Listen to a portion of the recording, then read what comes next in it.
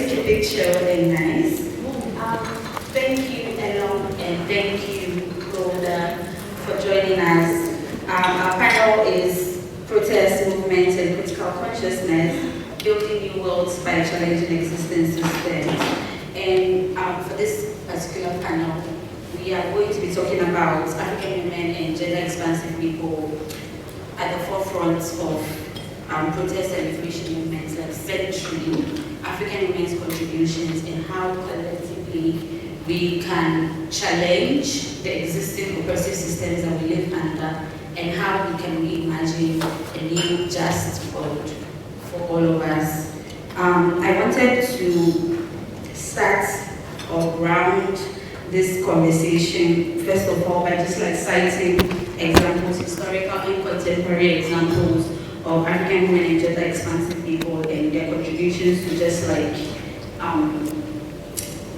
resistance work against the systems, patriarchy, colonization, and things like that. So we are talking about the resistance of ancestors, Yasantua from Ghana. We are talking about Mekatilili Wamenza from Kenya. We are talking about the Aba Women's Riots of 1929, when a group of Igbo women mobilized together to protest against unfair taxations by the British colonial government. We are talking about the March of the Veiled Women in 1919, led by Huda Sharawi, which is a good example of class solidarity because it was mostly class women who were mobilizing resources to support resistance work in Egypt at the time. We are talking about the Women's March of 1956 in Victoria, where South African women mobilized to protest against the past laws in apartheid South Africa. We are also looking at contemporary examples of Black women and African women and gender expansive people, even within like current movements. So we are looking at the leadership of Black and African women in Black Lives Matter movements. We are looking at even how we centered the experiences of African women within the context of state violence and police brutality, and how the Say Her Name movement was coined specifically to honor women who, because of patriarchy, are even raised from collective liberation movements. We are looking at feminist coalition in Nigeria and how their contribution transformed the way that the NSAS movement was mobilizing against the state. We are also looking at the total shutdown movement in Kenya and the different ways that it was replicated around East Africa. We are also looking at individual resistance. We're looking at Stella Nyanzi. We're looking at the concept of radical rudeness, and through the so-called vulgar poems, the poem that she wrote criticizing the president that led to her incarceration by the state. We're looking at how she didn't start nudity as protest, but kind of like bringing it back to the forefront for us to talk about like nudity as protest, and just like very specifically how that is also about, again, women's resistance. We are also honoring the life and the activism of Oluwatoyin Salamo, and how that reminds us of even within our movements, women are still experiencing the patriarchal effects of just being in the movement. And then we are bringing it home to the Occupy GOP and Galamsey movements, and specifically centering the invisibilized contributions of queer Ghanaian women and gender expansive people. And we are looking at the ways that, once again, even within our movement spaces and within our resistance, we still have to grapple with our work being unseen because of all the multiple systems and interconnected systems of oppression that we all experience. So that's the context that this conversation is happening. And we are going to be looking at, or talking about what Ghanaian feminist resistance looks like, what movement work looks like, and what are some of the practical ways that we are challenging and disrupting the systems that oppress us. We are going to be looking at how protests create social change, and how it can advance our collective liberation, and we are going to be reimagining what a just and free world for all of us looks like. To support this conversation, I have my two panelists here. They are people that I personally look up to, they insist on taking up space, and I think that is something that we should all aspire to. I'm going to give the two of you a chance to introduce yourselves, tell us anything that you want to share, and then we can start the conversation. Thank you. Thank you, Fatima. Okay, my name is Olga. I'm a queer feminist activist. I was in the mainstream organizing for a while with Fatima actually, and then took a little personal break. I'm currently doing Forever 95, I call it I guess. I'm very passionate about gender expansive people and having them actually live a life that is in alignment with whatever gender they feel they are, and without all of the ridiculous rules and stipulations we seem to put on people who are perceived as women or like non-gender conforming. Very passionate about African women liberation because I am a first generation, I guess, political person. My mom, my dad are very traditional conservative, so it means a lot to me to break boundaries, break rules, change the way they see like they are.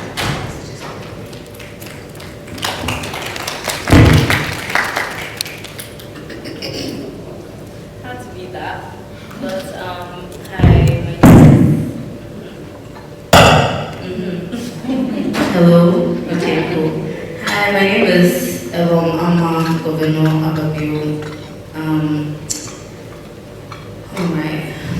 I'm a queer woman. I'm feminist, and I'm an activist for the rights of the sexual minority and of women's rights as well. I also identify as an Nkrumahist, a Pan-Africanist, an African socialist, so Nkrumahist, if you will. And the thing I'm most passionate about, or where kind of, for me, my whole life is headed towards, is economic liberation, economic independence of all African states, and the unity of all African states. But having my feminist perspective, having my perspective as a woman, and just knowing all of the inequalities that women face, even in this dream, all the challenges to achieving economic liberation and economic independence, like being aware of that, it also advises or informs my solutions and just basically the various solutions that I work towards in achieving economic liberation for all Africans. I'm a lawyer too. But also, more importantly, I used to do my activism work mainly using social media on different platforms, all the platforms apart from Facebook, and then YouTube. For over 6 years, I want to say. Have I left anything? No, I think, Thank you so much. Thank you for joining us. Golda, I'm going to start with you. You talked about doing feminist organizing. Now you're taking a break because capitalism is vulnerabilized by the males. But I want to learn more about your organizing work. If you can share about your work in organizing feminist spaces. And I know that you said you've taken a break, but you're still out here doing the work. And so, for you to talk to us also of what it means for you to continue doing this work, even in spite of the current context that we find ourselves in. Since 2020, the threat of a bill has been looming over our heads, but we're still here. How are you doing the work? What is the work even like? Just share some more about that.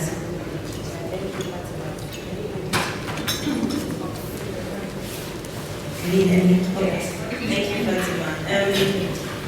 Even though I just say I was taking a break, if you believe, you're passionate about the things that you preach, you never really take a break. Because even in my office, in my mother's house, I'm always making some points and connecting oppressions and pointing out how misogyny and patriarchy is exactly why children are treated the way they are in our country. It's also like colonial remnants back then. So currently, as part of the 2020, when the bill is still being, we are still being threatened by it. We used to organize physically, it means a lot to me because if there are any queer people here, you do recognize that there is nothing that beats like the physical gathering of like-minded people who understand what it is to just live as you living is rebellion. Just being who you are is someone's big deal, and oh my God, you need to bend in hell and go to jail. And it's very, we don't really realize how it seeps into all the work we do, because a huge part of this optimism, we dream of a better future. Hey, it doesn't feel like it, but 10 years, 20, 50. But then when we constantly have situations where the state is looking to literally kill you, it puts a damper on things. Because even though I said a personal break, it really was around the build time. It was just, it's a lot. And every time I go back into like, because again, I'm also very active on my social media. I've been on Twitter since I was maybe 15. I was very young. And so I basically grew on there. I learned like a lot of feminists, Fatima, I don't know if you know Ajwa. There's a lot of feminists on there that I learned so much from. And we do like, even when we're not doing physical organizing, there could be like a lawyer who is training for beating his wife. You will see entire paragraphs of like feminists breaking down what these, because they don't report into his job. Empire explaining how you cannot empower an abuser because they are giving them the tools to expand their abuse, to cover it up, to oppress their victims. And so it's directly tied to that abuser losing access to their power, to their capitalism fruit. But then people don't value women, and people don't understand how all these are, like he can't be a good lawyer and be a misogynist. How does that happen? But people like, no. Separate the art from the artist, but those are not real things. And it's feminists in digital spaces that point these things out. They are always at the forefront of these things. They're always there, almost starting with. But that's basically how education works. You are always going to be the other way. Not saying no. Ghanaians don't typically even believe women are humans. People don't like to accept it. But if you listen to the things we say, if you listen to how we even tell men, oh yes, or why I don't buy it, like all these little comments. And it's basically a daily, every time you interact with someone, because the way my life is, I don't really interact with a lot of cis-het. But every time I do find myself in a predominant cis-het male space, I do find myself, once again, being an activist, because you cannot resist it. You are constantly in that space of, I believe we can be better. I believe there is a future where we are not forcing people to conform, to get daily pay, or conform to be recognized as human beings. And currently where I am is organizing in spite of the threat of state-sanctioned violence, because that's basically what it comes down to.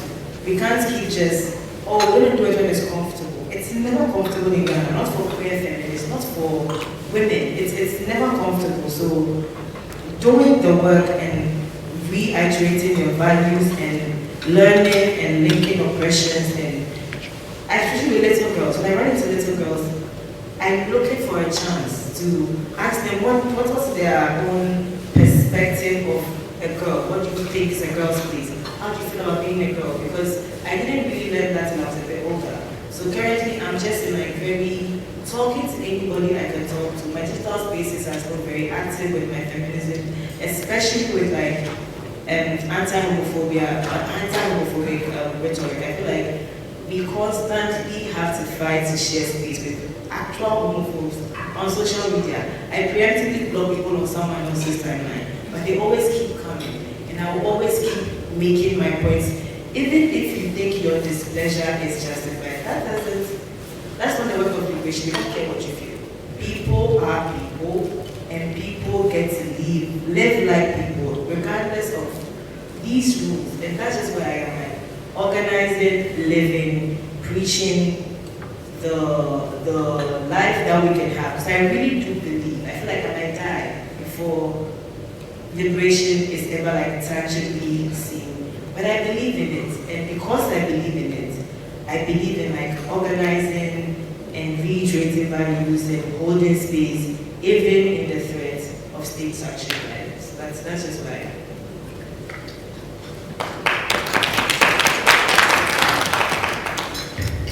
Thank you for those reflections. Yeah, it's the hope. It's the hope, yeah. Thank you. And to you, Amma, you're a social activist and you are actively involved in like mainstream protest work. When we started the conversation earlier, we had grounded our conversation on like historical contributions, but also contemporary. For you as a social activist, and for you who is like also involved, on the ground, being visible, putting yourself out there, what would you say that you've learned from the contributions of protests and just like movement work by African feminists, and how has that shaped your own ways of resisting oppressive systems? Even like drawing from experience of literally doing back-to-back battles with the Ghana Legal Council, you are actively out here resisting the state. The entire state apparatus actually backing the social discrimination, things like that. How do you draw from the work of feminist ancestors before us and even now? Tell us how you do that. Okay, so just for a little bit of context for those who don't know. Anyways, let's just say I told you I was doing social justice work for the last 6 years on social media. Sometime in November 2022. Oh yeah, so also I was going to law school in Ghana 6 years, so I was doing that. And then 2022 was when I was supposed to finish and become a lawyer. So this was in November, like all of the results had come out, I was so excited. Then 5 days to my call, like out of nowhere. In fact, I didn't even get the letter first, I saw it on social media. So like everyone else knew some crazy news about me and my becoming a lawyer. Then I found out a little bit after I got calls to check social media. But basically, a concerned citizen of the Republic of Ghana petitioned the regulators of the legal profession in Ghana, those who get to determine if you get called or not to the bar as a lawyer in Ghana. And just basically told them that I'm not fit to be a lawyer, stating 3 grounds. 2 of them were like complete fallacies, like complete lies. And then the one that was true, that was gay as shit, that I'm queer, right? And that I am a queer rights defender. Yes, and then based off of that petition, which was unsigned, unnamed, and at no point did I ever know who the author of this was, and the people were now like, oh wait, what? Oh, we're so confused that people can just even come to us, GLC, and just, not represent themselves and things like that, but we never found out. Okay, I'm letting you kind of see how easily they get away with it. Like, I'm not talking about proper means of even victimizing me. I'm talking about breaking the laws and legal people breaking the laws. That's how targeted marginalized groups are, but we'll come to that. So that happened, and so basically from 2022 to May 2024, I was only called to the bar in May 2024 this year. 2 years I'm home. Now that's why I say like everything else, and I'm like, oh yeah, I'm a lawyer as well. They took it from me. They took the joy that comes with it. It's just like, alright, cool, whatever. But so that happened. Then fast forward last year was within the 2 years that I was still waiting to be called. Last year there was a national, it was like an Accra protest, right, calling for the accountability of our leaders, right, for our leaders to be accountable, basically.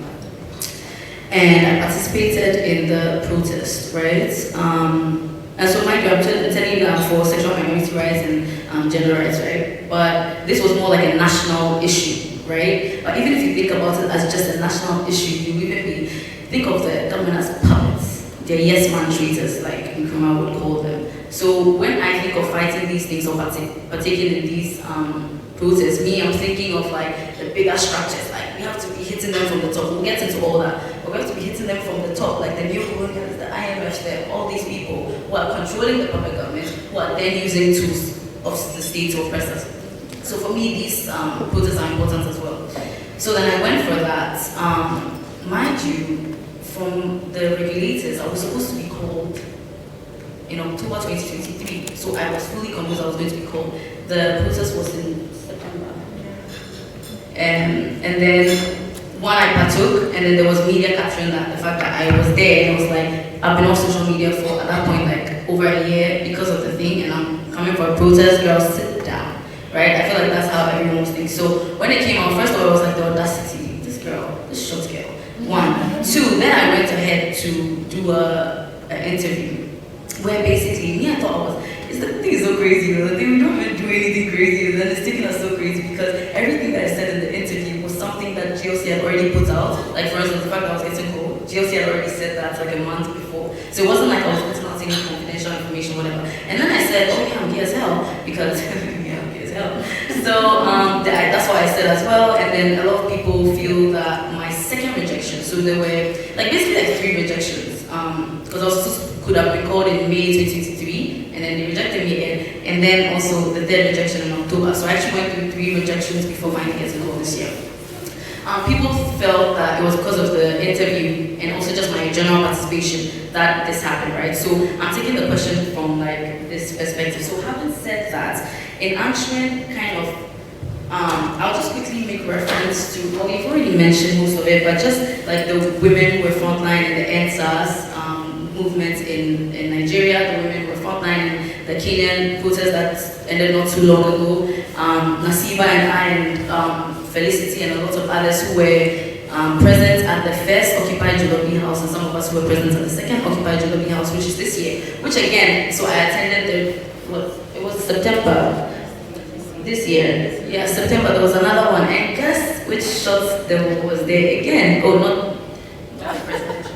Me, this one, yeah. So I was there again. Honestly, not even trying to go like, oh, I'm challenging, who are you? No, just because water is important, and then we'll kind of talk about how it just all intersects. Fighting, like, you know, coordinating our struggles, our social justice struggles. So the one thing that I do learn, or something that I've taken from this, and that helps shape the solutions that I pick, right? Which will also now bring a highlight on critical consciousness, right? Critical awareness and why it all ties in. The one thing I'm talking about is understanding the intersectionality of different social justice struggles. It's all interconnected, okay? And I'm just gonna say, down with imperialism, down with neoliberalism, down with neocolonialism, down with capitalism. It's all interlinked. And we'll get into that, but basically I'm saying that feminists, or rather an approach, not an ideal, but I would say a recommended approach to our feminist advocacy, I would say, is addressing both gender and broader issues like economic justice, political representation, and social rights, right? So now what's like the benefits? What do I mean by intersectionality? Like, who cares about that? Why should we care about that? We feminists, we're only caring about our women's rights, fuck everyone else, because they fuck us over all the time, right? But then what's that utility that we could get from the intersection? So the first one I'll say is, first off, when you participate in these broader social justice protests, I'm talking about protests and movements in particular, just that record keeping of women representation, whether it's being seen as a feminist or just women partaking, women protesters, women human rights defenders represented at the protests, is so important. And let's just talk about why it's important. So just 2 really quick things. For me, it's really important because if you really understand these structures that I've mentioned, these imperialist, neocolonialist, and all of that, right, you realize that one consistent tool they've used over time is the divide and conquer rule, right? Separating us. Because if we all come together, like look at the bourgeoisies, right? They're just a small, and then look at us, the laborers, the workers. Imagine us coordinating, imagine us coordinating our efforts, our numbers compared to them. It's over, it's destroyed. And so, critical awareness of that becomes very important because, you see, we can easily, the lives we've lived as women and as feminists, we can easily say like, no, I don't want to join hands with these people. These are they are not for us. You know, it's so easy to go into that. But if you notice, a lot of the time in contemporary conversations, they use us a lot for funding, for, please, it's very, very okay to build solidarity networks to use back, right? Because we need them to, like, you realize how they bolster us up at a point, and then we can decide where we like properly frontline the whole conversation, right? But then, for me, it's a really, really strategic thing. So noticing that by you being there, by you partaking in the process of this bigger thing that's not necessarily just, it's like, wait, we try to separate these people. No, if the women join, no, it's too bad. And what do the numbers mean for protests? it's huge influence on what is being fought, right? And especially when what is being fought is like the foundational structures that bring all of these things, like that's like deepen the social, political, and economic inequalities that women in particular face all the more. Like everyone faces them, you get, but then as you are marginalized, you face it way worse. I'm sure you guys would agree with that. And just the second thing really quickly is how insane it looks that is so powerful. Huh? Women, after all the things that we did, we didn't even take you to school, we don't give you jobs, we don't give you access to resources, you guys don't get access to loans and things. How are you guys empowering yourself? And people are coming to fight for things you are joining. It's like the audacity of these breast holders, you know? Like, what? Do you not know your place? Did you miss your way to the kitchen? Like, go back. You see, it's the audacity of it. And what does that audacity mean? People are watching you, the girls are watching you, the girls that ordinarily like just, the next generation of feminists, the next generation of empowered women are watching you. That is the biggest threat to them. It's like, oh no. That's why they have to like lock me up for 17 days. It's like, huh? First off, you're a short girl, you say you're queer, you say you're feminist. Like, it's just the audacity on me. You're in Ghana where you think until August this year, by the way. And you're wearing like a nose ring. You're wearing a buskele, you're in law school. No, this is bad because now people are going to think that like you can be a lawyer and you can just be yourself. Ridiculous! Like these structures we're talking about, why do you think like legal access is so hard because it's so expensive? Like why they've made it such a lawyers are like some way, like, you know, on a pedestal, like, because if you make legal access so easy, then the poor can easily like assert their right. They can easily go to school, they can easily know about what they're supposed to know. You think the school gap, the literacy gap in Ghana and other like places in Africa, you think is a mistake? Like I have this man so that we don't know you didn't joke. You didn't joke. It's very intentional because why are you empowering the people with knowledge?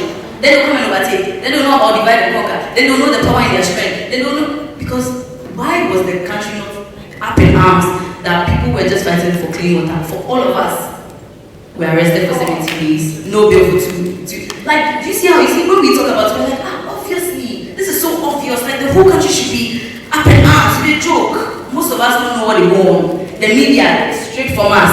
So traditional media that reaches the people more. How do you think like the state controls all of that, and then their puppet masters control them to control all of that? Keep the information from the people. So critical awareness becomes super important. I feel like I'm talking too much. Oh, I really don't about. You let me give it back.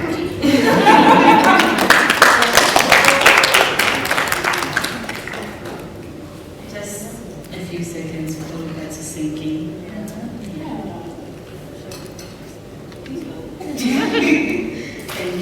Thank you for those very powerful reflections and for just drawing the connections and the links between like how the state coordinates power and it keeps all of us out of it.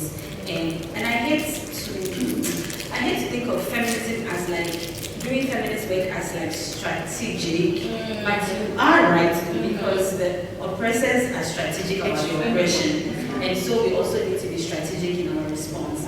And so even just like thinking of like strategies of feminist organizing order, I want to ask you about like using digital tools in your work because you're very visible online, both you and Amma actually. And so can you share some of your experiences of like, you know, digital tools as like digital media actually as like using that as a tool for like mobilizing and just basically doing this work, expanding on some of the things that Amma has said of like political education and raising awareness and things like that. So Amma mentioned how traditional media has been strong for us, which is a very important point because even though we are like the internet kids, the older generation don't really have the access that we have to gigantic digital. They have friends in parts of the world I might never visit, and it's simply because we met on Twitter. And so I realized that most of the things that were happening during the protest, if you notice, some major traditional news houses started using their social media handles to post altered videos of the arrest with very strange captions. And I realized it was because they first are not very a young population in Ghana. So even though our mothers and our fathers don't really see, we are a lot. the third day of the protest, I stood up and I looked at the numbers. And that was not even up to 100,000 people. But it was an insane representation. And half of us were from Twitter. I was texting my friends on Twitter asking them where I should meet them. And these are all the bill contest to the third day you're talking about. Oh, right. So the protest was a 3-day. After Amma Bims were arrested illegally, we had to organize a 3-day protest asking for their release and also the Stop Galamsey, which was the original objective. And it was 3 days. It was Thursday, Friday, Saturday. Thursday was okay. Friday wasn't bad. Most of us are 95ers, so everyone kept putting their time on Saturday. And Saturday was massive. It was, and even within the protest, Fatima and I and a group of other friends, we had little safe bubbles within the protest because again, we are queer, and I don't really feel a lot of comfort in I usually wouldn't even, I have to backtrack a bit. So the protest last year, there was an incident where queer people felt misaligned, basically thrown away because we did the bulk of the digital. We had little groups, little Google Drives for companies were boycotting. We had animations. We were all queer people in little groups doing all this. And then someone mentioned that the bill, the anti-LGBT bill, is actually about to go to the third stage, right? And it's really close to being passed. So it's a sensible thing to add that to the list of objectives. And you should have seen it. How dare we? They're coming to ruin it with our homosexuality. This is not the time. This is not the place. And this is a thing that has repeated in protest in this country. And while I agree that we can't say, oh, we'll not fight for liberation, it's really hurtful to put so much effort and labor into a movement and constantly picked out as not among. It's a crazy experience.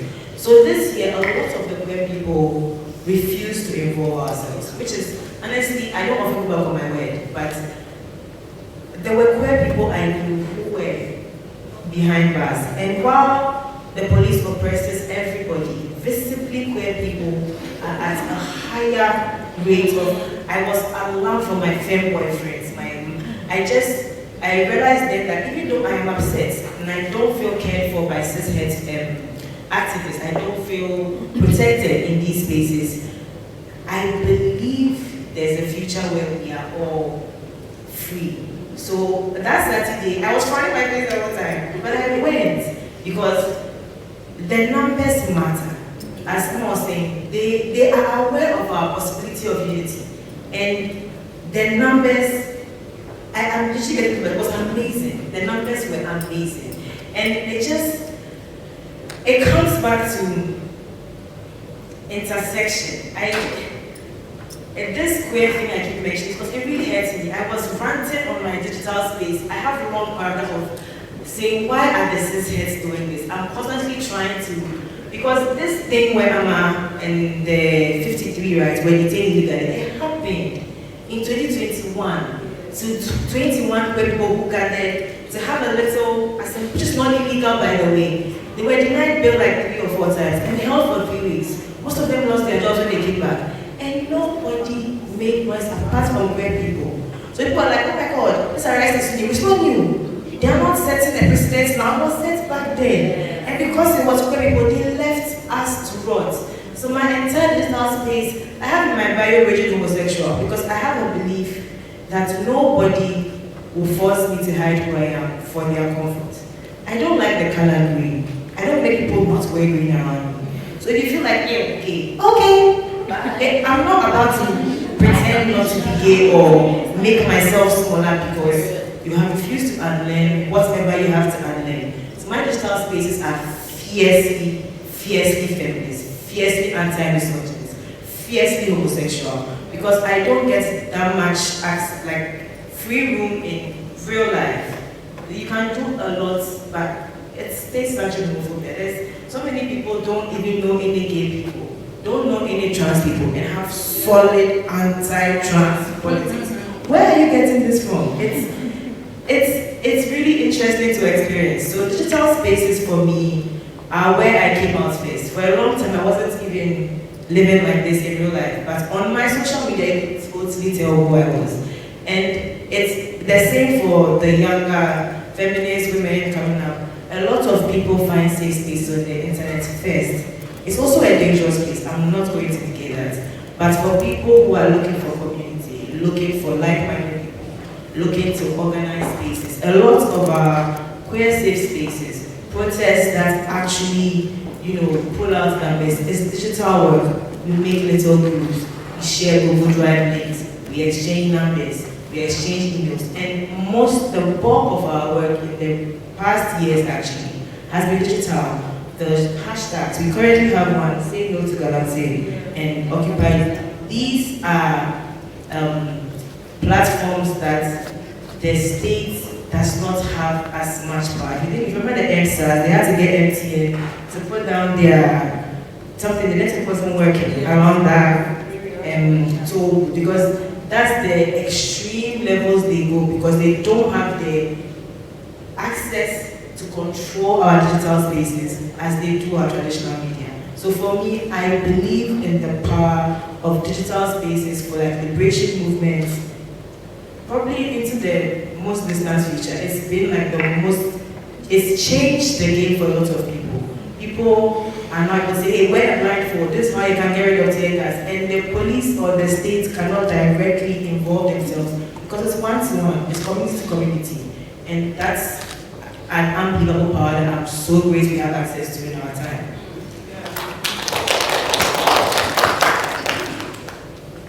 Thank you, Gunda.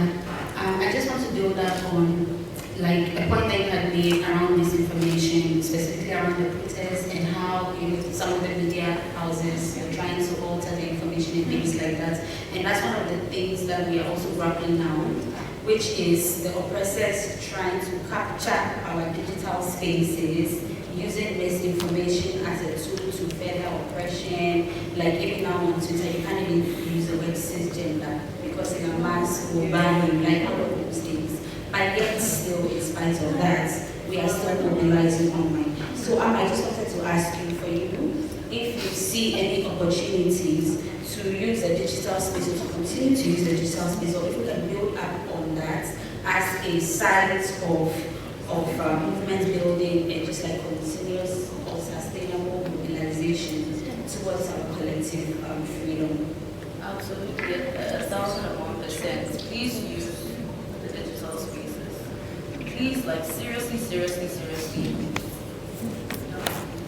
Use the digital spaces. Before I really delve into that, yes, of course, the disclaimer, the dangers and the risks of using digital spaces to advocate for some of our unpopular positions and things. So when we're talking about data security, when we're talking about like just protecting your identity and things like that, obviously these are things I want to clear out of the way. Obviously there are risks attached with using digital spaces, and in terms of how your personal information could be leaked, how they could turn on you, how they could access, just certain private and personal information to weaponize that against you, to silence you, right? So there are those,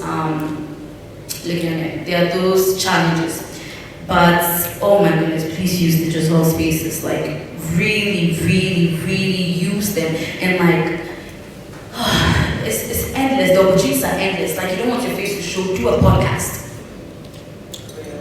podcast and cover your face, whatever. I mean, it doesn't show on streaming platforms. Don't do the video podcast on YouTube, okay?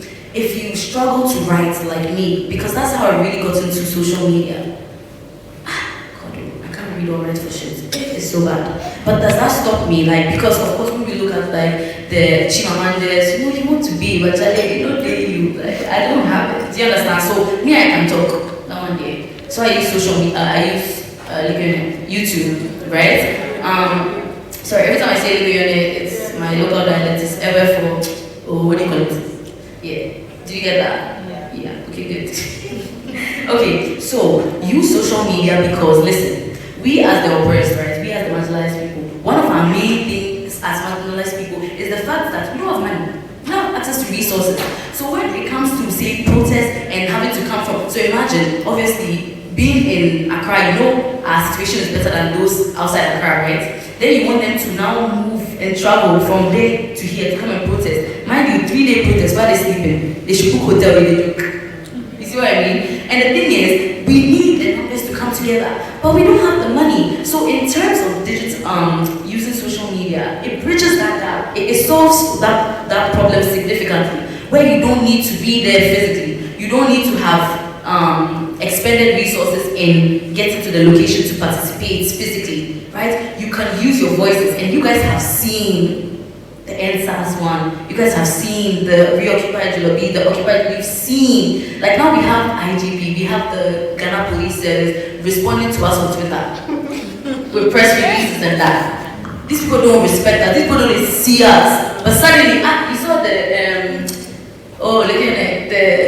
bus police branded bus stop that they go to do. Police is your friend. You know, but like these are responses to our activism, and a lot of which happen online. Especially like last year's one for me was like one of the it was every day. It was every day. Everyone was coming online to use hashtag, and then let's talk about live video streaming. Let me tell you something.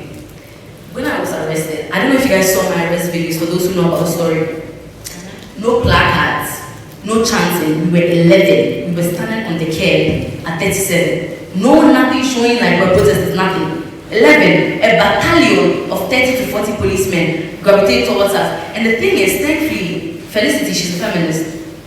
Felicity was filming. She was doing Facebook Live. I have the video. I swear not. I swear. I cannot lie to you.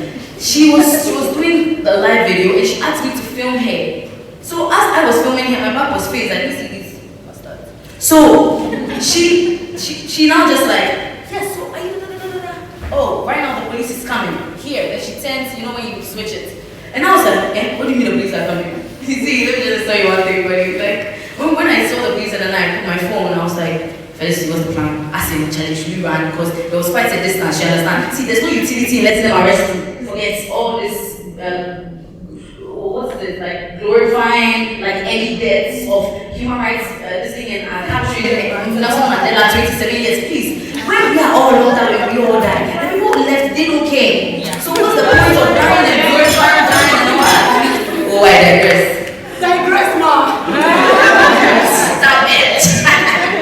Oh my God, this space is making, Another thing, see, instant mobilization and real-time organizing. Like, for instance, when the 3-day original No Ganassi protest happened, there was no one knew about Free the Citizen. There was no Free the Citizen anything existing already. When they arrested us, mind you, I don't even the protest ended on Monday. They arrested me on Sunday, so they couldn't even go for the third one, so we weren't even there, right? But then like shortly after like that week or something, suddenly there's a Free the Citizens website, Free the Citizens hashtag. People were just talking, and they're like, okay, let's organize. And they just organized like on the spot. Do you know how insane that is? Do you know how, to mobilize people to leave their homes and come and protest on the streets for people they don't know? And look at this, a queer woman, they say they hate you, but they were on the streets for me. And let me tell you, whether or not they like it, it's record for us. We will use it later. And these are this is what's important about penetrating the spaces. Penetrating the spaces, whether they like it or not, penetrating the spaces and representing. The record is very important, okay? The one too that you talked about, creating counter-narratives of mainstream media. Before you guys saw my video, right, when you had heard that, we were doing stuff with the this thing, and then they had arrested us, see, so many people were like, oh no, they must have been rebelling, they must have. Did you see me? I was standing like this. We were waiting, calling on other people, they came to grab us. See, when they came, they were like, give me your phone. I said, what do you mean give me my phone? Back, they hit my breast. This ugly ass police officer. I said, when you hit my breast? Back, they hit my neck. You see what I'm talking about? Like, we were standing, no armed wrestle, no fighting, no nothing, because it doesn't matter. It's like, how dare you?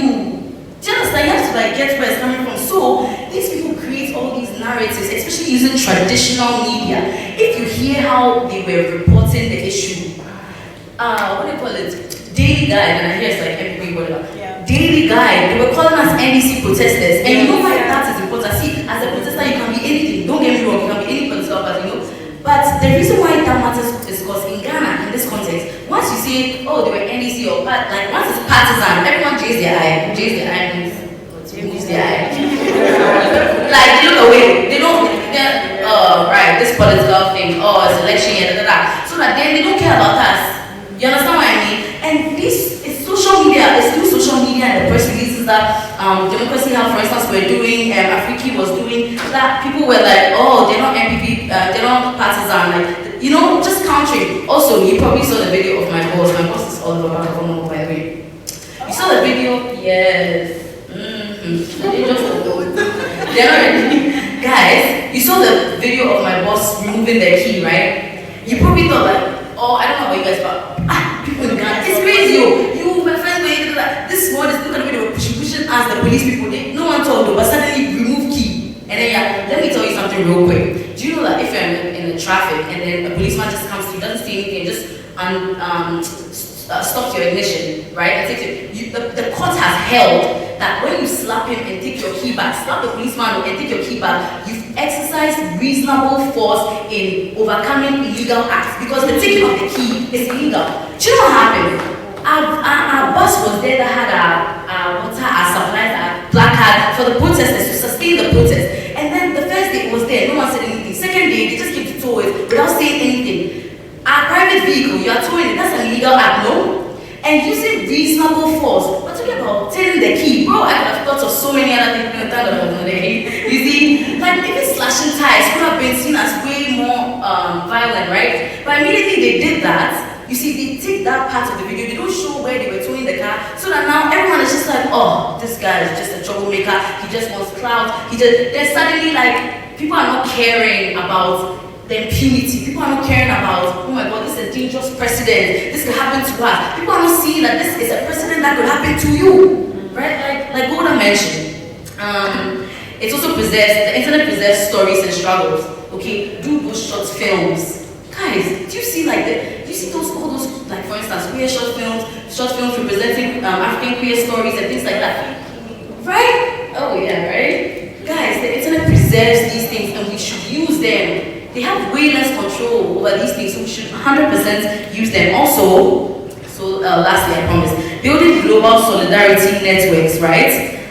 It enables connections around the borders. It builds network of solidarity and shared strategy like this. See, if I wasn't using social media, I'm sorry, like I don't know any community. Do you understand? Genuinely, how I grew up from Tema, not going out and things, there's no way I would be invited to something like this. There's no way I'll be over here talking. If I wasn't on social media and people didn't recognize the work I was trying to do, you understand? It's really, really important to leave your social footprint on the media. It's really important, of course, like look at your own circumstances, like, you know, your parents, my parents, they've accepted, like, no, they've not accepted, I mean, like, they've accepted, they can't do anything about it, you get me, so that one is down, but then I speak about, like, the law, people and stuff, right? So then I can't do certain things. You just have to look at your life and know how you can navigate your challenges to achieve your goals. I'll pass it right now, I'll stop there.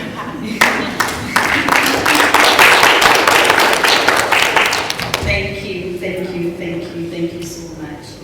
We've talked a lot about movement and protest, and I just want to kind of like push the conversation just slightly towards the part about critical consciousness and building new worlds, you know, challenging existing systems. And I want to pick up from what you had said about how the state continues to act with impunity, and they're able to justify their violence because they know that people don't really know better, or they don't know what the alternative looks like. And so just around this idea of like political education and knowledge building, I want to bring it back into the conversation. Your collective that you organized with was interviewed as part of Talking Back African Feminisms in Dialogue by Rama Saladin for Africa as a Country. And that interview, you had described your work as a space to build community and to encourage the participants to think more critically about the importance of feminist praxis in their relationships with each other and with the community. And so I want to ask you, what are some of the practical ways that you incorporate like feminist political education in your work? Like what does that look like practically, and how does that lead to individual and social transformation? Okay, thank you, Fatima. Can you hear me? Yeah. Okay, so I mentioned earlier about how I don't believe in anyone using their dislike or displeasure or lack of learning to suppress me. Anyone who knows me basically knows I'm a feminist, like an aggressive queer feminist. And it's because, especially at my workplace, I'm giving you labor, you are giving me money. What I am, what I identify as, has nothing to do with the relationship we have. So first and foremost, you will not belittle me or devalue me when I'm giving you labor. That's my first rule. In my relationships, even in my family, my mom, I mentioned that my parents are very conservative. My mom didn't even, when you are not like that way, you find it hard to grasp misogynistic condition. You find it hard to grasp that the entire women who have internalized the belief that they are actually inferior humans, that they are actually their neck can be there, something to make, man is there. Like, they genuinely believe this because they were taught from so young, and it's all they saw. That my mom, watching me live as I am, has radically transformed it. Like after I came out to my mom, and because since I was very young, I didn't believe in all this man. It didn't make sense. I don't know what you mean by man. Because of what? Like, give me a more tangible, is it because of being sorry? Like, is that it? I can get one, go to the surgery, like, what is the big deal? And I grew up into a woman that just will not let misogyny pass around me. It doesn't matter if it might cost me. I just genuinely believe. And currently, the job, I've worked the same job for almost 5 years. There has been an incredible transformation in how people relate with me. Because from the first week, I made my point. I don't believe in men managing. No, you can put those rules in your house.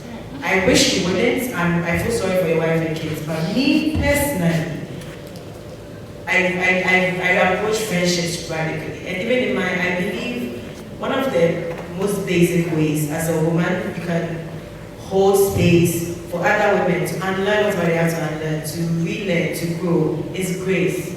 I believe in extreme grace among women, friendships, relationships. It's why, if you look at my social media, the way I talk to cis-het men is not the way I talk to even women who are pygmies or like patriarchy figures. They piss me off. And sometimes I do go off, but I'm always trying to, yes, come back to that center where there is so much harm that is done to little girls. I actually see girls in the supermarket and the boy wants a Barbie and I was like, oh, Imadia. And that's how much kid I can't step in, but can you imagine what that will do in 10, 15 years? So you have to give people the tools. I feel like sometimes maybe you have to say, hey, women are humans. Someone seeing you do exactly what you do as a feminist, as a queer feminist, a woman, because I'm almost 30, and if that person says, where's your husband, where's your kid? I'm like, why? Why? Like, why? Because you are giving me a timeline. Why? And then you realize that I said just why multiple times, their whole point unravels. I saw back, okay, why? God said, also I don't believe in God, now why? Oh, 87, why? Who made the rule? And then why? You realize that most people don't know what the fuck they are saying. They've heard that rule as a kid, and they genuinely believe that an entire demographic of humans are below. What? It's always been ridiculous to me, and I feel like I publicize that ridiculousness. I don't act like I'm reasoning with you. I act like what you are saying is so fucking vapid and empty. That's why. Are you okay? Why?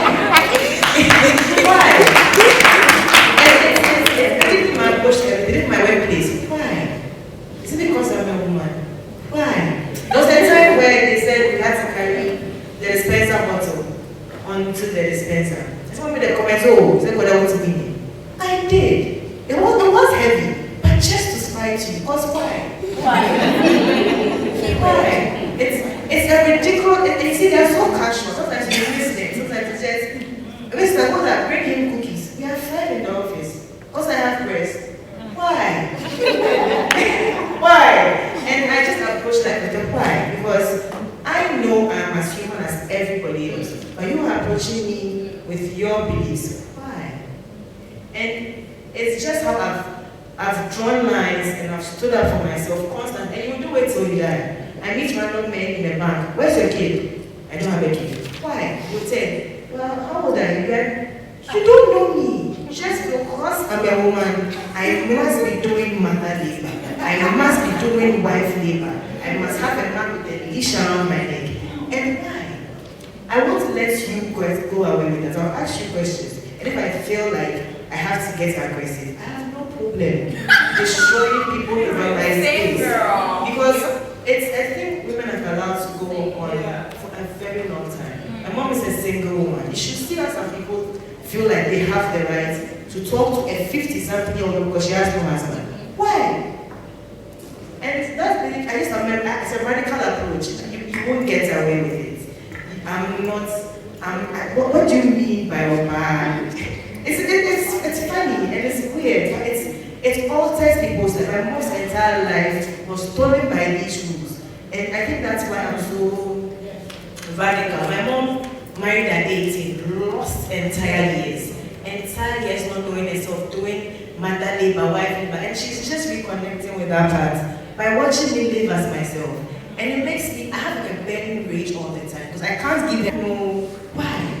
They just heard it somewhere and said, yes, it is true. I hate them. And so as a person, who I am, my identity, my values are not subject to other people's. They are not subject to like time or season or the person. I'm a radical, feminist, homosexual, and I just feel like, I don't shrink myself. The part about individual and social change, I genuinely have seen people adjust just to be able to have access to. My mother has, I keep mentioning my mother has been, social media people know, my mom has grown so much. I used to say, my mom might never. And the way my mom has become a different person simply because that is the condition to have access to me. I'm not shrinking for you. If you are in my space, either you put your homophobia and your misogyny somewhere, or you can't have access. It's a very solid rule I don't break for anyone. And I do such.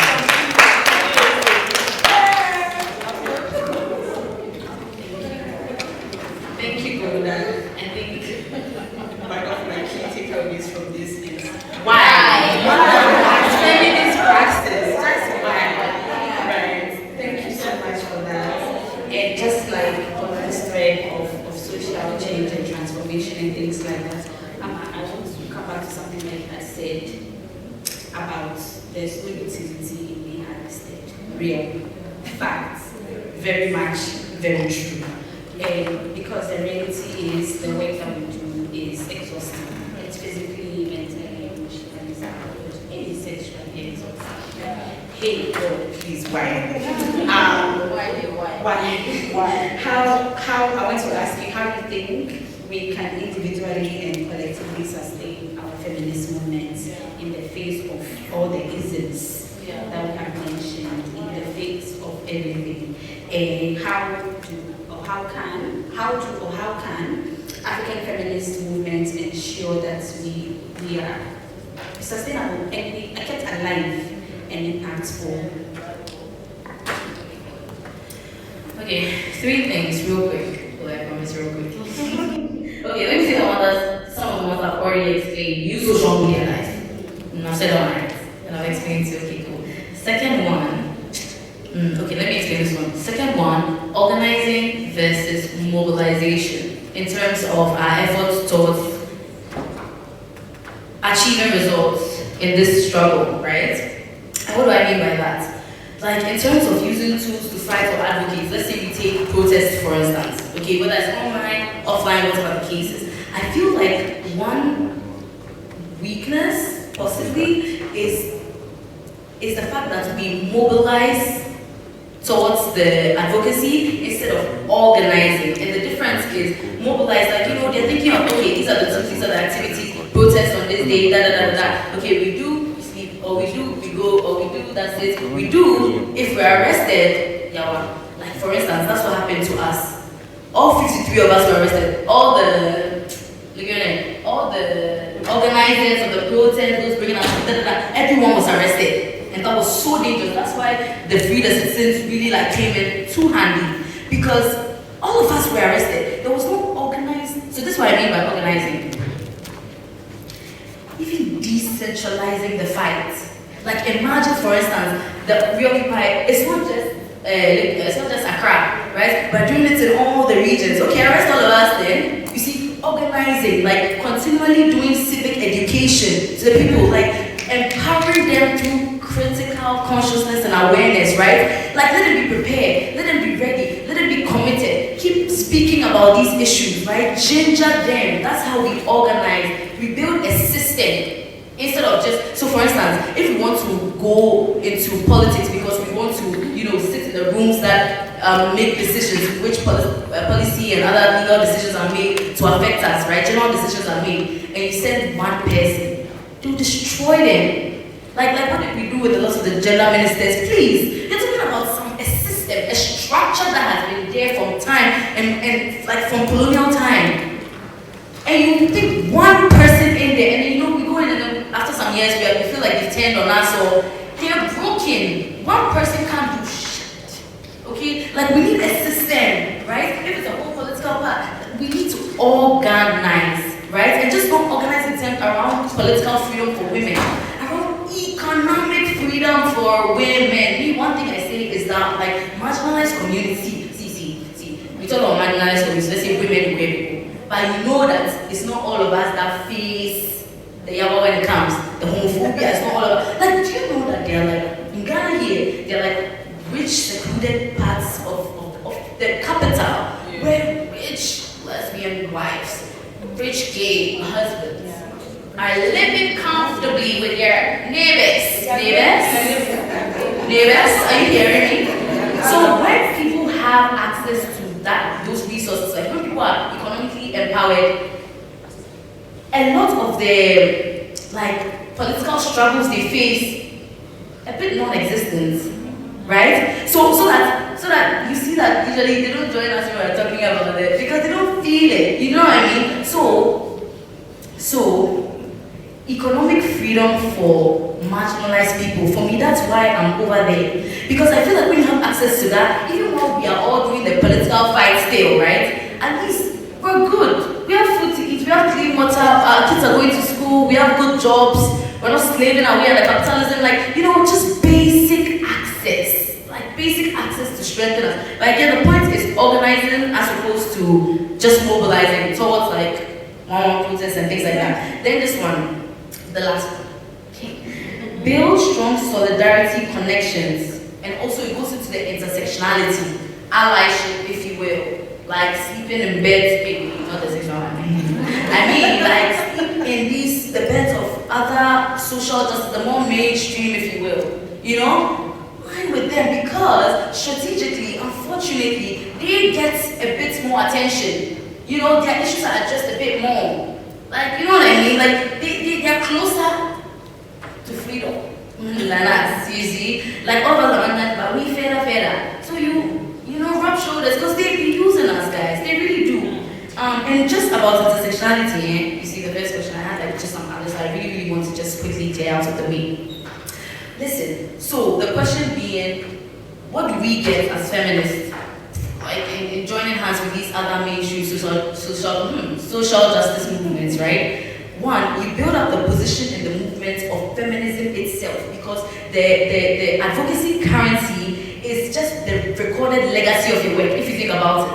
Like the currency, what speaks, like when they're like, oh, we want this advocates in this space, it's about the work you've done, right? But also, if your work is not recorded and people can make reference to it, it's very difficult. You understand what I mean? Good. So my thing is, just by representing, okay, and showing that you are a part of the bigger struggle, because again, we're fighting bigger structures that like trickle down to meet us and further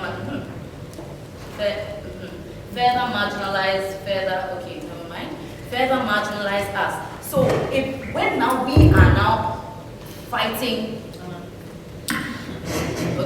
when we are now fighting for, like in the feminist movement in particular, now we have currency, like now we have, like because of the record of what we've done, like look at me right now, right? Like I don't know if you guys saw, I after the protest, and especially last year's own to me, during the 2 years that the thing was happening, I don't know if you guys saw, I was staying up all night to review the incomers, yeah. So they hated me. They thought I was like disgusting, like, oh my god, what do you mean you're queer? Like, yo, all these things. Today they say president, I'm not should be president, For where? No, are you guys hearing me? Like, look at how it will now strengthen and apparently give a bit more credibility. Even though we don't move like in movements, we don't move with credibility. Granted, but I'm talking strategically. Because these people, they're moving, they're playing games, do you understand? So we need to just move strategically while being grounded still in like the substance of the movement. But we need to use the strategies. Hey, the professor's not coming.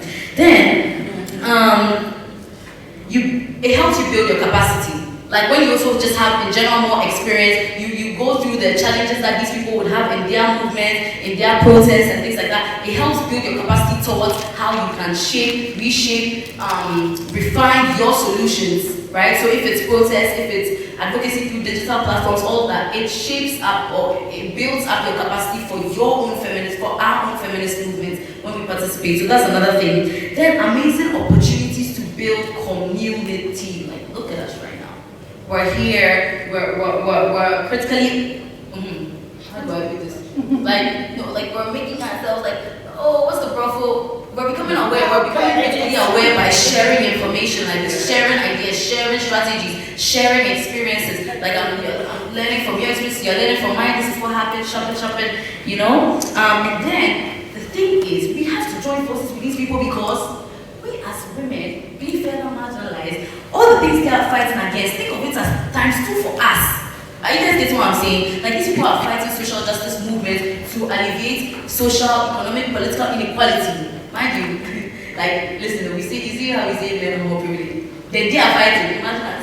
You see? Like if they're fighting for more resources, imagine us, my love. Like they go to school, they are taking to school and they are giving jobs, they don't have to ever face like sex for a job. Like they don't have to face certain things that we face, right? And yet we decide to like step out of it. When if we don't partake in it and build up the numbers and build up the credibility of those movements, then we cannot like share the benefits that could trickle down. And the record of just standing up against impunity, standing up against these ridiculous structures, right? So yeah, anything that will end my TED talk.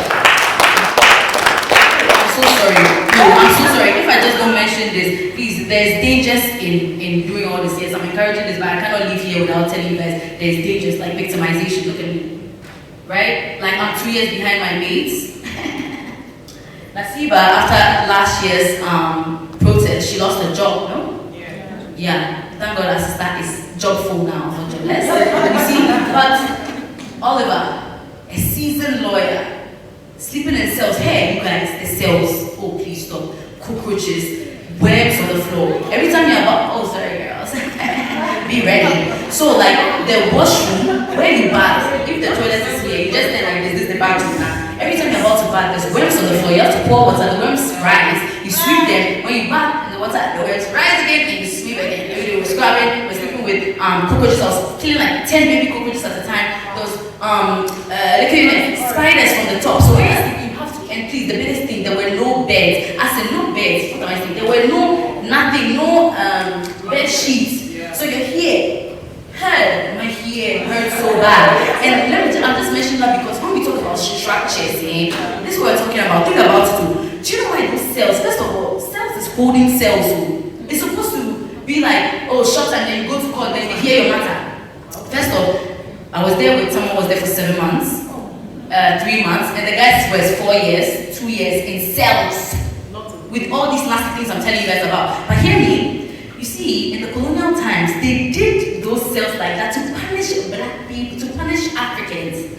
And then, this is what we mean by we do not change anything significantly. The structures are there because, think about it, now we change hands with the white man.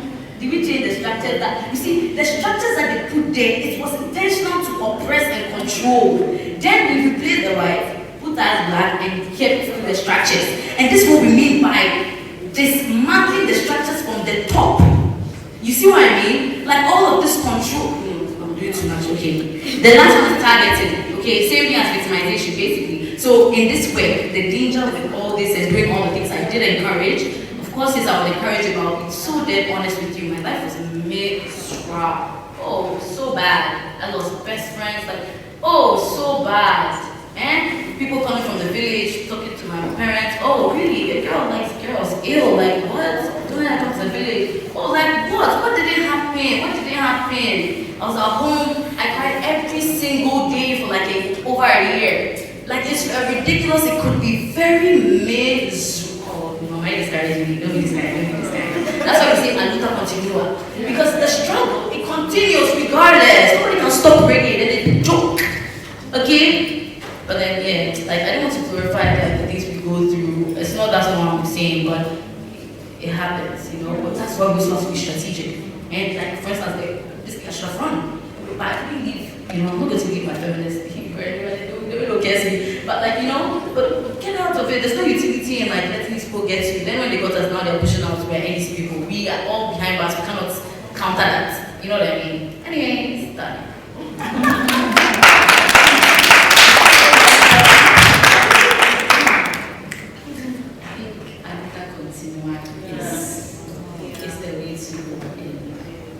Yeah, thank you for sharing these things actually, and just for that really being vulnerable.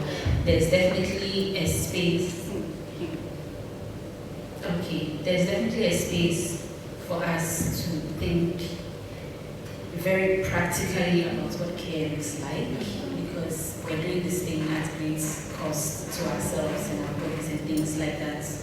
So, and I don't know how to connect that to this, but I just want to ask, like, just the both of you, as you continue doing this work, like, how would you like to be cared for? Like, you know, how would you like to be cared for? Yeah. I will actually keep saying the same thing I've been saying since the beginning. The intersectionality means a lot to me.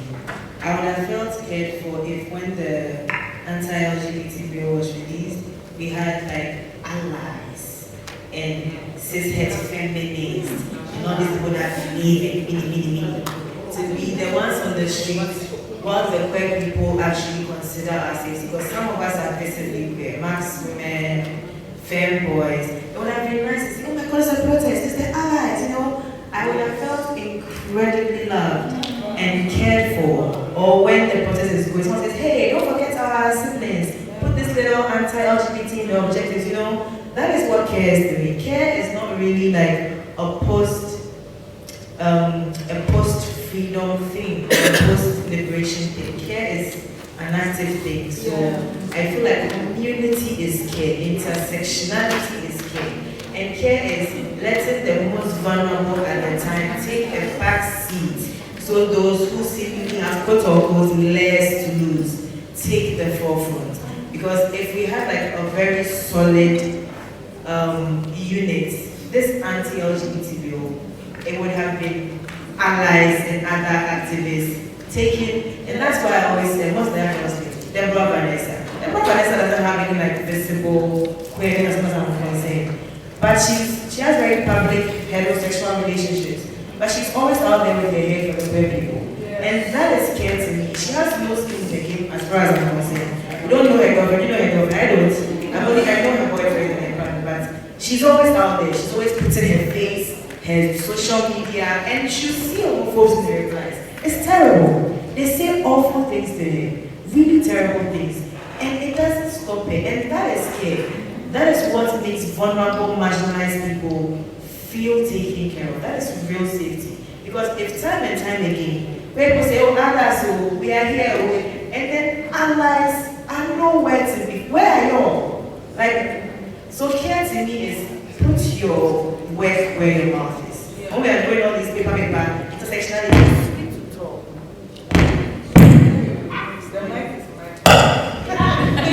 It's sweet to talk, right? It's so nice to say it on paper. Yes. But if you want people to feel cared for and like you're holding space for them, they cannot be at the forefront of every fight. That's my belief. I'm not saying where people are not still going to be fighting against the bill. But you know we have so much more to lose. If there's a masked person on TV holding the mic and saying, hey, free the gays, you know what that will do. But there's a woman with a husband of 60 years who is saying free the gays. You know, so, but she recognizes that 3 decades. And that is here in community building in social way.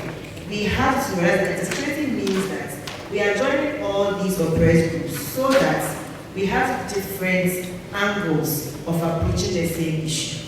If we are still in a homophobic country, let the allies go. If it is children's rights, let the women and everybody else go, because these are people who cannot come to the street. If it is, the states killing us with the water, we all go. But the care in social work requires intersectionality. It was now, who holds space for queer people? As a queer person, I say, my fellow queer people. We do that already. My community already holds space, but my community already loves and supports me.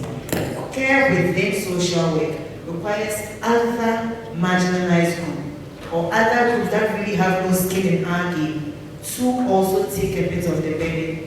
Because it's a lot of work to be fighting for your rights and fighting the audience. Because I'm not just saying, hey, I'm dealing with the fact that I was taught to hate myself because I'm gay. I'm not dealing with the people that hate me directly. How would I heal from that? I'm constantly being told I am not a real person. I'm constantly being dehumanized and told I'll go to hell. And I'm doing this fight all the time. There's no care. My community has the same effect of homophobia. It's up to other siblings in the fight to take a bit of that burden by doing care work in the form of allyship, of support, of intersectionality. Thank you very much, Kola. The issue of care is very personal and it can really evoke things. So Amma is having a moment and to give you that space, but we're actually about to roll up. And honestly, the question of care wasn't really, I hadn't prepped for it, but because of the things that she had shared, I just wanted us to talk about that a bit further. But now that it's just you and I, Kola, and as we way forward, like get herself together, I just wanted to ask, because all of this work that we're doing and all the things that we've been saying and we're talking about, it's new world building, we're co-creating these futures. So, as you continue to do this work, what are some of the things that you're looking forward to? At the risk of sounding like a broken record, what I'm looking forward to is actual community. Because if it comes to my community, we are good. Yeah, we have our issues, but I already have a solid community of queer feminists. But we are not alone in a much larger struggle. So what's like an actual free future or liberated future looks like is a system where we are not literally in the middle of a protest, now finding out ways to finish this and go and fight for ourselves alone after. That is very wild. It's very wild for us to be in a major protest for clean water, for free illegally detained people. And then next week we have to be talking with our queer feminist mates. What do we do about the bill? We were just in a protest 2 days ago. That was very wild to me. And that doesn't feel like freedom to me. It feels like I'm doing labor that does not necessarily directly affect my community. And that's not what the future I'm looking at looks like. Because I am queer, my feminism is queer feminism. Like even though I'm also like an abolitionist baby, still figuring my way out. It's the very fundamental thing that my identity is built on. It's not just woman. It's not just black. It's black, queer, woman. And if all of those intersect for me, my freedom cannot look like a standalone. It requires class intersection, gender intersection. We should be able to have that kind of cohesive communication, cohesive organizing. We should actually be sisters, because currently queer feminists don't often feel like sisters with sisters feminists. It's unfortunate, but there seems to be like a stark inability to see or what, I don't know. I don't know if you don't live as a queer person, you lack perspective. I don't believe that, because I'm not a child, but I'm always putting my feet in children's shoes. It's not really hard. But there seems to this, I don't know. I really see a future where we are not having to say queer feminists, because now the feminism that we are practicing is intersectional. So if you're a feminist, you're not homophobic. You are a very tangible ally. It's not mixed. You're an ally. So I was at this protest yesterday. And so I tell hearing for the LGBT right, look at my social media. That is the future I see, where you can just say I'm a black feminist and it encompasses everything: trans rights, queer rights, children's rights, women's rights. And that's the only way liberation can actually be anything. Because can you imagine someone was anti-women, were racist? So white person says, I love the gays, but I hate the blacks. What does that look like to you? I'm a great person, I don't hate the gays, but I hate black people. That never works. If you do not intersect all the struggle, all you are doing is fighting for your pockets and your comfort. And that is not what the future looks like to me. I do not see us being truly liberated if all of us in the struggle, you don't understand, we are better than the gays, you are not. It feels like everybody punches down. Nobody is better than the gays. We're just the test subjects for all the oppression, the whole 21, the bullying, all these possible laws. They use it to test the most marginalized group. And we won't be free if everybody starts to fight for the little